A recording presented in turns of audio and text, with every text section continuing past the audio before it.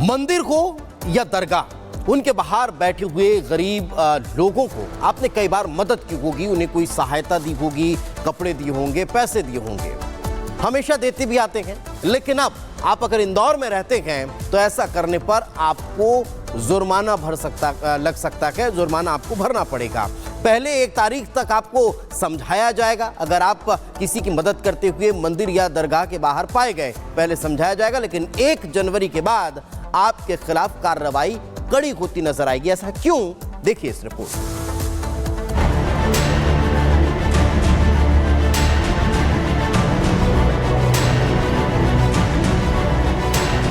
देश के सबसे साफ शहर में अचानक मंगलवार को कुछ ऐसी हलचल दिखी जिसका अंदाजा कोई भी नहीं लगा सकता था। पहले आप इन तस्वीरों को देखिए।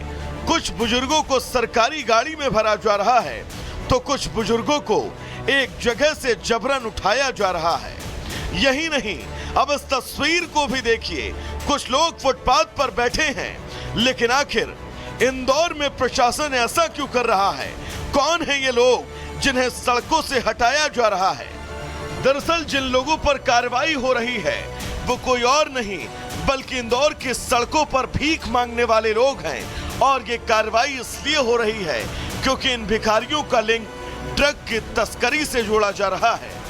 इसमें 2-3 प्रकार की चीज़ें जो है वो देखने में आई हैं। कुछ 1-2 ऐसे भी हमारे पास केसेज आए हैं कि जो ड्रग के कारण जो भिक्षा से पैसा मिलता है उसको ड्रग्स के लिए जो है वो प्रयोग किया जाता है। कुछ जगहों पे ये भी एक हम लोगों के देखने में आया कि आसपास के जो कुछ गांव हैं या राजस्थान, वहाँ से एक पूरी एक गैंग ऑपरेट करती है और वहाँ से बस में भर के लोग आते हैं और यहाँ पर भिक्षावृत्ति करते हैं। प्रशासन ने अपनी इस कार्रवाई के साथ ही लोगों को सख्त हिदायत भी दी है और कहा है कि 1 जनवरी से भिखारियों को भीख देने पर FIR भी दर्ज होगी। लेकिन इस महीने के अंत तक ये सघन रूप से कार्रवाई करी जाएगी और अगले महीने से 1 जनवरी से अगर कोई भिक्षा देते पाएगा तो उसके खिलाफ भी FIR कराई जाएगी। अब देखना होगा कि इंदौर के कलेक्टर का ये कदम सबसे साफ शहर को नशा मुक्त करने में कितना कारगर साबित होता है। Bureau report, Republic Bharat.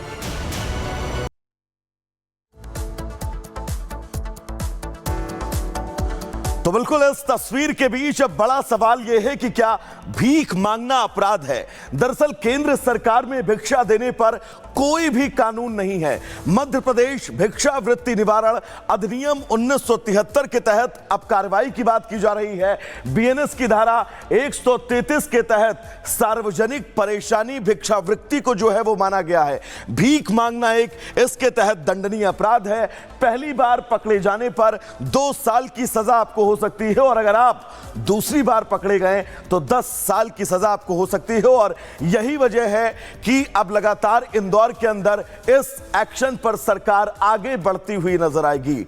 अगली बड़ी और अहम खबर आपको बता दें, दरअसल वाराणसी से जुड़ी ये बड़ी खबर है जहां पर ज्ञानव्यापी परिसर पर आज सुनवाई होनी है। दरअसल क्या नंदी का इंतजार खत्म होने वाला है, यह बड़ा सवाल है, क्योंकि वजू खाना के जो क्षेत्र है, जो परिसर है, उसको लेकर महत्वपूर्ण सुनवाई आज होने वाली है।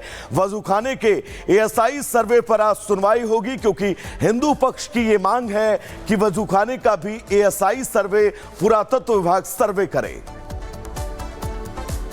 चलिए आगे बढ़ते हैं और एक और खबर का जिक्र कर लेते हैं। बात मेरठ की हो रही है। मेरठ से एक और बदमाशों की करतूत का वीडियो सामने आया है। तस्वीरें आपके सामने हैं कि मेरठ में कैसे दिन दहाड़े फायरिंग करते ये बदमाश CCTV में कैद हुए हैं। इस घटना का CCTV भी सामने आया है जिसमें बाइक सवार बदमाश एक घर के बाहर से फायरिंग करते हुए यहां से गुजर रहे हैं। घटना में घर के अंदर मौजूद एक शख्स के पैर में गोली लग गई है।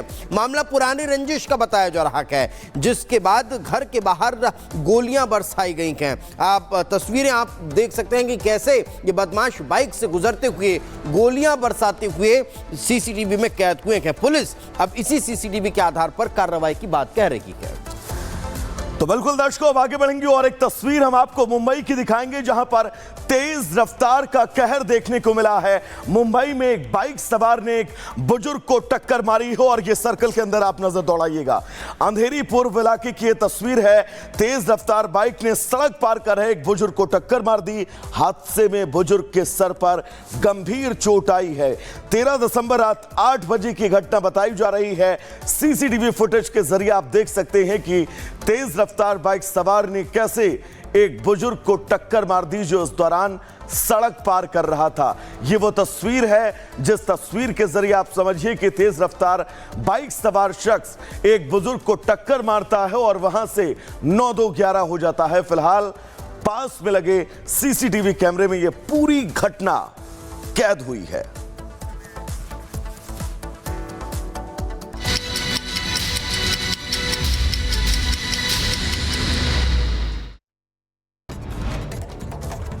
जम्मू कश्मीर के डोडा में चिनाब घाटी में लगी भीषण आग, करीब 2 किलोमीटर के जंगल में फैली आग। सेना और पुलिस की टीमें मिलकर आग पर काबू पाने की कोशिश में जुटी। मुंबई के अंधेरी ईस्ट इलाके में दिखा तेज रफ्तार का कहर। तेज रफ्तार बाइक ने सड़क पार कर रहे बुजुर्ग को मारी टक्कर। सीसीटीवी के आधार पर आरोपी की तलाश में जुटी पुलिस। भोपाल के ऐशबाग में अचानक एक कार में लगी भीषण आग। आग लगने के बाद कार में हुआ जोरदार धमाका। 50 फीट तक पर खच्चे उड़े। किसी के हताहत होने की खबर नहीं। उधर उत्तर प्रदेश के गाजियाबाद में कैफे में गाना बदलने को लेकर 2 पक्षों में जमकर मारपीट हुई है। एक पक्ष की कार तोड़ी गई। मामले में 6 गिरफ्तार आरोपियों में दिल्ली पुलिस का हेड कांस्टेबल, इंजीनियर और वकील शामिल है।